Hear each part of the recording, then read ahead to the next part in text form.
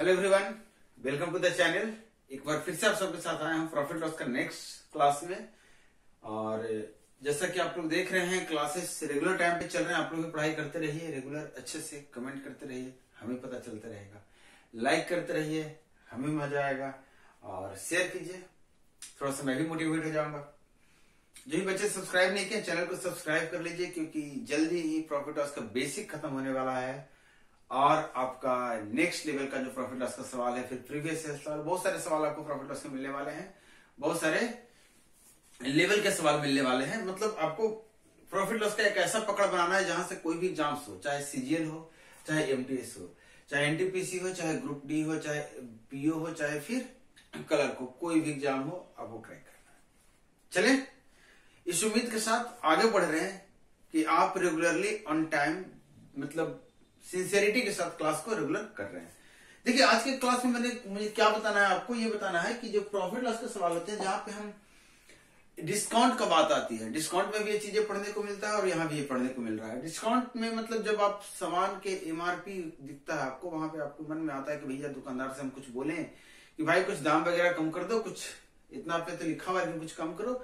तो कुछ कुछ सामान में देखते हुए डिस्काउंट आपको मिल जाता है। जैसे किताब वगैरह, कॉफी वगैरह खरीदते होंगे तो बोल देता होगा दुकानदार के, चलो से 20% का डिस्काउंट दिया, 10% का डिस्काउंट दिया। और इतने तो समझदारी आपकी है कि डिस्काउंट के बाद भी कुछ तो बचा रहा होगा वो, नहीं तो दुकान का रेट कहां से देगा बेचारा, उस बिजनेस में है क्यों। तो इसी सब का लोचा जो है, इसको हम सवाल में लिए हैं। सवाल जो हमारे सामने जो है, जो पहला सवाल आपका स्क्रीन पे दिख रहा है, इस सवाल को बड़े आराम से पढ़िए। आराम से पढ़ने के बाद आपको एक पता चलेगा कि अच्छा, कोई एक सामान है जिसका बोल रहा है कि 23% की छूट के बाद विक्रेता को 21% का लाभ होता है। देखिए कपड़े कितना अच्छा बता रहा हूँ। मतलब कहने के मतलब पहले थोड़ा सा कॉन्सेप्ट देखिए आप। कोई भी सामान आदमी दुकानदार जो खरीद के लाता है तो उसका नाम बोलता है कि उसका नाम है सीपी, क्रैमल नाम है, कॉस्ट प्राइस है। अपने में से कुछ दाम बढ़ा देता है, मतलब 1% दाम बढ़ा दिया और इसको बोलता है क्या है ये, एमआरपी है, मैक्सिमम रिटेल प्राइस है, या फिर मैक्सिमम प्राइस है, अंकित मूल्य है, चिन्हित मूल्य, जो भी है।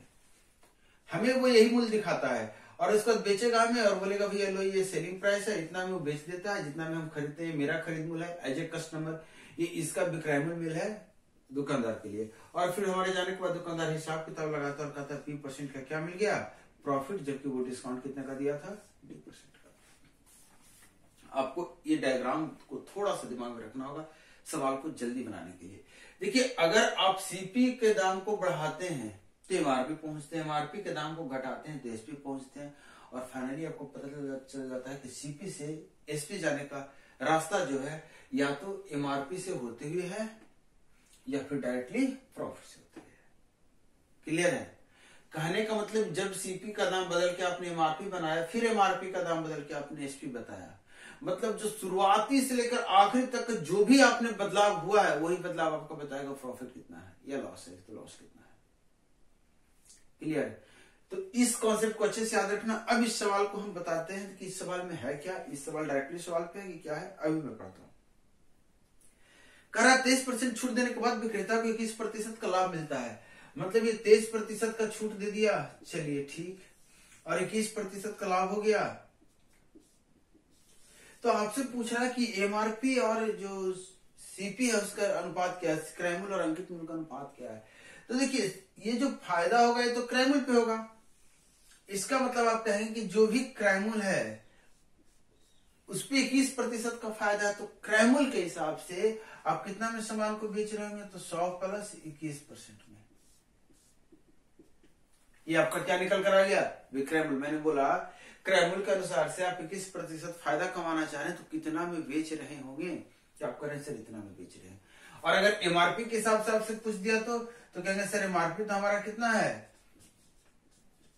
इतना है। और अगर 23% का एमआरपी के अनुसार से हम डिस्काउंट दे रहे हैं तो एमआरपी हमारा 100, तो 23 का डिस्काउंट, तो 100 माइनस 23, और इसका मतलब हम इतना प्रतिशत पे एमआरपी कितना प्रतिशत में बेच रहे हैं। दोनों विक्रय मूल्य एक ही सामान का, जिस सामान को फायदा कमाया गया, जिस सामान को डिस्काउंट पे बेचा गया है।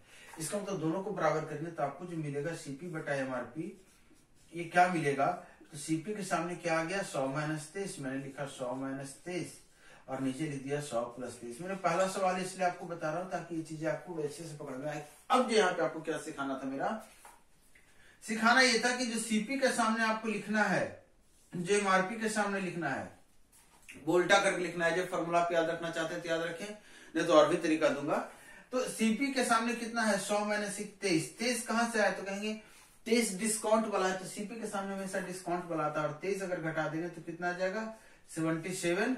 और अगर 21 जोड़ देंगे तो कितना हो जाएगा, 121। 11 से काट दीजिए, 11 से काट दीजिए, 7 और 11 का अनुपात निकल कर आ गया क्या चीज में, क्रैमुल और एमआरपी में। अब मुझे बताइए, इसका दूसरा तरीका आपको दिखाता हूं कि आप मुझे बताइए कि बिक्रैमुल तो फिक्स है ना सामान का, वो तो नहीं बदल रहा है, मतलब जितना भी बेच रहे थे उतना भी बेच रहे थे, बात खत्म। इस पे बहस क्या करना है कि नहीं। तो जब बहस नहीं करना है तो आप मुझे बताइए कि एमआरपी के अनुसार और सीपी के अनुसार, एमआरपी के अनुसार बिक्रैमुल कितना है, तो कहेंगे 23% का छूट दिया, मतलब 77% में बेचा है, जबकि सीपी में 21% का प्रॉफिट हुआ, मतलब इसके अनुसार बेचा है। तो एमआरपी सीपी का जो हिसाब है, एमआरपी के अनुसार जो बिक्रैमुल है और जो सीपी के अनुसार बिक्रैमुल है, इसका उल्टा हो जाएगा। एमआरपी और सीपी का रेशियो में एमआरपी 121 हो जाएगा और सीपी कितना हो जाएगा, 77 हो जाएगा। 7 काट के रख दिया, 11 काट के रख दिया, अनुपात मिल गया एमआरपी से सीपी का 11:7 और सीपी से एमआरपी का 7:11। क्लियर। चलिए, अगर इसके बावजूद भी आपको मन नहीं लग रहा है, मतलब लग रहा है कि नहीं कुछ ज्यादा लोड पड़ रहा है, तो आप मुझे बताइए सीपी के कितना परसेंट पे आपने बेचा, तो कहेंगे सर 21% प्रॉफिट कमा के 121% पे बेचा। मैंने पूछा कि एमआरपी के कितना परसेंट पे बेचा, तो आपने कहा कि एमआरपी का सर 23% डिस्काउंट दे दिया, 77% पे बेचा।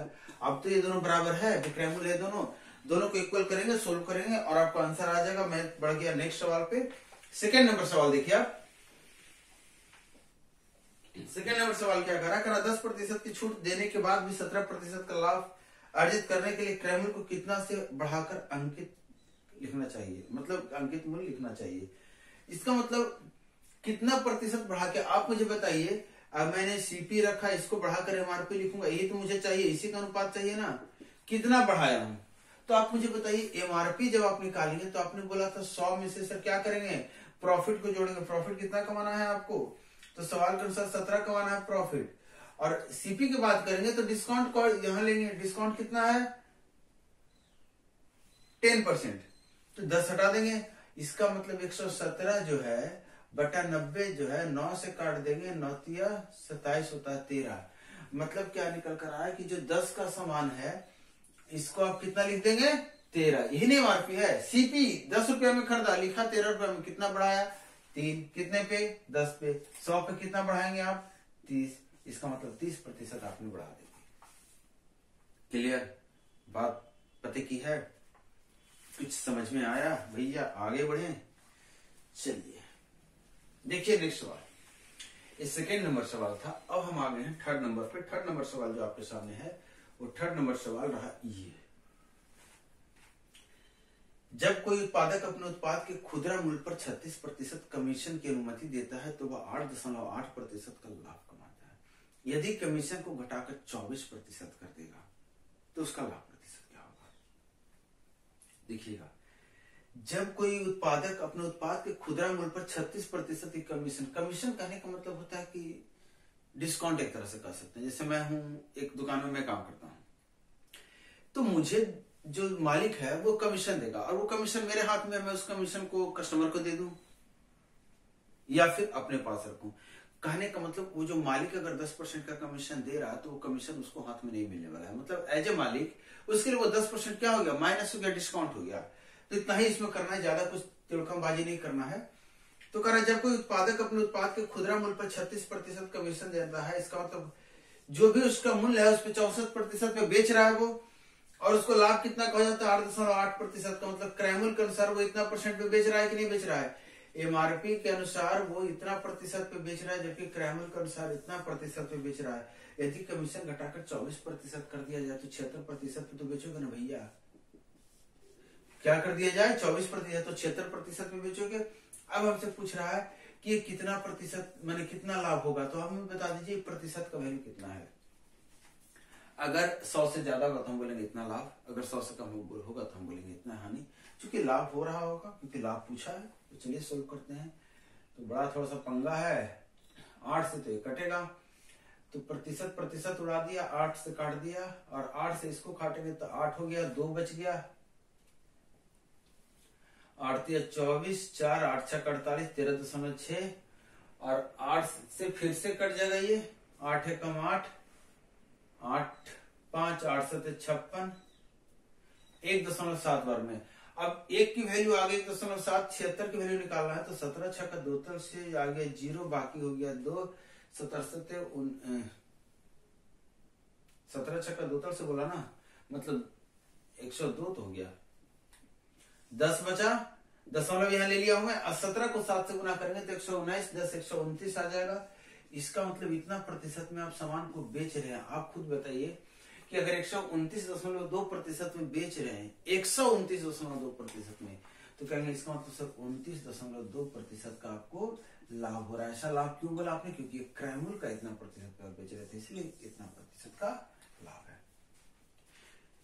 एक और सवाल हम ले रहे हैं, क्वेश्चन नंबर 4।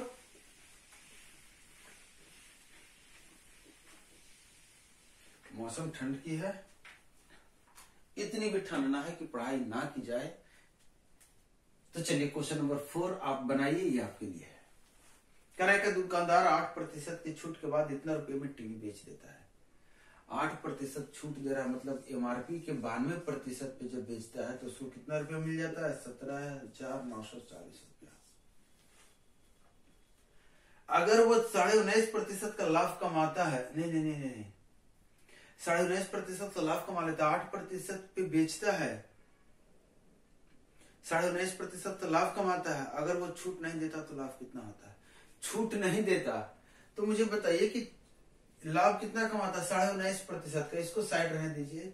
इसका मतलब आप कहेंगे कि सर एमआरपी के अनुसार, एमआरपी या एमपी बोलिए, मार्क प्राइस बोलते हैं इसको, तो एमआरपी के अनुसार तो 8% का डिस्काउंट दे रहा है और लाभ कमा रहा है 19.6% का। मतलब क्रैमूल के अनुसार इतने में बेच रहा है और एमआरपी के अनुसार इतने में बेच रहा है।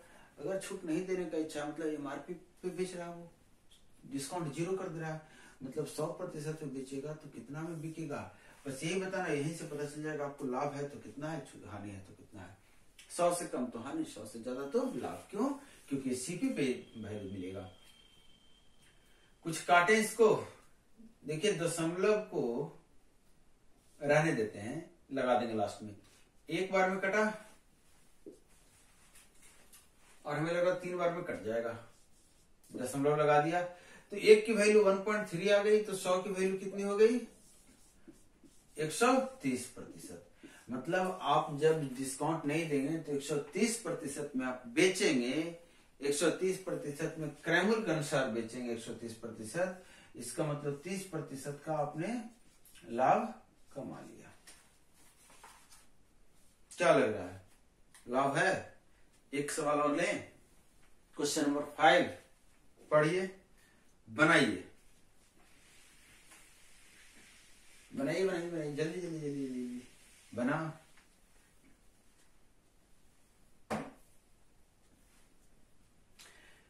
ये सवाल जो है आपका थोड़ा डिफरेंट टाइप का सवाल है। कह रहा है एक दुकानदार अपने सामान को लागत मूल्य से 50% अधिक अंकित करता। देखिए मैंने बोला था कि आपको करना क्या है, लागत मूल्य, इसको मैंने बोला था यहाँ जो भी मूल्य है इसको एमआरपी बोल दीजिएगा और यहाँ से जब डिस्काउंट देने के बाद जो वैल्यू आएगा एसपी बोल दीजिएगा। फाइनली बता दीजिएगा कितना लाभ हानि है। बोल रहा है एक दुकानदार अपने सामान को 50% अधिक अंकित करता है, मतलब 100 के सामान को 150 रुपया अंकित कर देता है और 25% का छूट देता है। इस पे अगर 25% छूट दे देगा तो 100 का 25 कितना होता है? 25, और 50 का 25 कितना होता है? तो 50 का 25 मतलब 25 ही तो होगा। सॉरी 50, 100 का 50 का 25 12.5। इसका मतलब 100 का 25 12.5, कुल मिला के छूट मिल गया 37.5 का, 37.5 का छूट मिला ना। इसका मतलब ये बेच कितना में रहा है? तो कहेंगे 25 37.5 मैंने 112 में बेच रहा है। इसमें से 37.5 माइनस करना है, मैंने 25% निकाला 100 का, तो मुझे मिला कितना? 100 का प्रतिशत मिल गया हमारा 25 और 50 का 25% मतलब 50 का 1/4 12.5, तो इसमें से 25 हटा दिया तो 125 बचा, 12.5 हटा दिया तो 12.5 बटा, मतलब 100 के सामान को फाइनली बेचा जा रहा है 112 में। इसका मतलब कहेंगे कितने का लाभ हो रहा है? तो कितने का लाभ हो रहा है? 12.5% का। और भी तरीके हैं इसके बनाने के, वो भी देख लीजिए, कहीं ऐसा ना हो। सवाल क्या है, सवाल अपने लागत मूल्य से 50% अधिक अंकित करता है। मतलब सीपी जो है और एमआरपी जो है, लागत मूल्य मैंने बोला 50% अधिक अंकित करता है। मैंने 2 के समान को 3 में लिखता है। 50% कितना होता है, 1/2। मतलब 2 के समान को कितना में लिखा गया है, 1 बढ़ाकर 3 में लिखा गया है। और अंकित मूल्य पे 25% की छूट देता है। अंकित मूल्य पर 25% की छूट देता है। मैंने एमआरपी और एसपी में 25% कितना होता है, 25% किसको बोलते हैं, 1/4 को। मतलब 4 रुपए के अंकित मूल्य वाले सामान पे 1 का छूट देता है तो 3 में बेचता है। आप मुझे बताइए एमआरपी 3 और 4 अलग अलग कैसे हो गया। इसका तो दोनों गुना होगा, और ये 4 से जब गुना होगा तो 4 दूना 8 हो जाएगा, और ये जब 3 से गुना होगा तो 3 तिया 9 हो जाएगा। मतलब 8 के सामान को 9 में बेचा जाएगा। देखिएगा 8 के सामान को 9 में बेचा जाएगा। फायदा कितने का, 1 का। कितने पे, 8 पे। 100 पे कितने का, 12.5 का। तो कितना मिल गया, 12.5%। आप इस तरीके से सवाल को प्रोसीड कर सकते हैं। और एक सवाल और है इस क्लास के लिए मेरे पास, वो सवाल थोड़ा सा डिफरेंट टाइप का है, शायद। चलिए बनाइए इसको। क्वेश्चन नंबर 6 आपके स्क्रीन पे है, पढ़िए, बनाइए, कमेंट करके बताते रहिएगा भैया, ताकि मुझे नींद ना आए पढ़ाते पढ़ाते। अब तो सो भी जाएंगे तो पता नहीं चलने वाला, लेकिन मैं सो जाऊंगा तो गड़बड़ हो जाएगा, पता चल जाएगा। तो चलिए क्लास सवाल नंबर 6 देख रहे हैं। करेक्ट सेट बेसिस में एक दुकानदार 15% का छूट देता है। यदि वह 17% की छूट देता तो वह लाभ से 14.24 रुपया कम कमाता। मतलब पहले वो छूट कितना दे रहा था, 15% का। अब बोल रहा अगर वो 17% का छूट देता, 17% का छूट देता तो पहले जितना भी कमा रहा था उससे अब कितना कम कमाता, 14.24% का, 2-4 रुपया से कम कमाता। तो आपसे पूछ रहा है कि शर्ट का अंकित मूल्य कितना था, शर्ट का अंकित मूल्य कितना था। तो आप मुझे जरा एक बात बताएंगे कि भैया पहले वो 15% छूट दे रहा था तो जो पैसा उसके हाथ में आ रहा होगा, अब जब 17% छूट दे रहा है तो जो पैसा उसके हाथ में आ रहा होगा पहले से तो कम ही आ रहा होगा ना। कितना कम आ रहा होगा, तो इस भाषा में बात करेंगे तो कहेंगे सर 2% ही तो कम आ रहा होगा। अरे 100 रुपया का सामान था, पहले 15 छूट करके 85 में बेच रहे थे, अब 100 रुपए के सामान को 17 छूट करके 83 में बेच रहे हैं। 2 ही का तो कम हो रहा है ना, 2% का कमी हो रहा है एमआरपी के अनुसार। लेकिन यहाँ पे आप कम कितना लेके जा रहे हैं, 14 रुपया 24 पैसा।